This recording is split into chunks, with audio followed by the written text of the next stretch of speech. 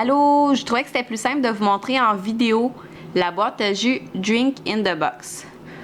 Donc, comme les boîtes à jus en carton du commerce, ça a une forme rectangulaire. Donc, pour l'enfant, c'est pas mal la même chose. La seule affaire, c'est que quand on pèse dessus, c'est pas mou et ça a ses avantages de ne pas faire sortir tout le jus par la paille. Puis, on peut mettre ce qu'on veut dedans, ce qui veut dire qu'on peut mettre des bons jus de la maison, on peut mettre du lait au chocolat, on peut tout simplement mettre de l'eau, comme ce que je fais parce qu'on n'est pas des grands buveurs de jus ici à la maison. Donc, on choisit ce que l'on met dans notre Drink in the Box, qui veut dire que ça pourrait être du jus, mais coupé avec de l'eau aussi, pourquoi pas, pour qu'il y ait un peu moins de sucre.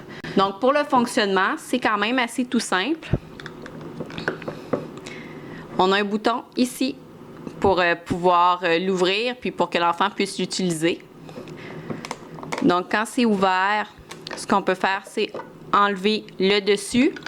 Et là, on a accès à remplir avec le contenu qu'on veut. Là, on le ferme, puis là, on voit aussi que quand on le ferme, il y a une bande ici en silicone qui vient empêcher le liquide de sortir. Donc, c'est étanche comme contenant pour éviter les dégâts.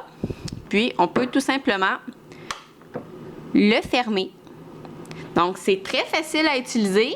C'est solide, comme je vous disais.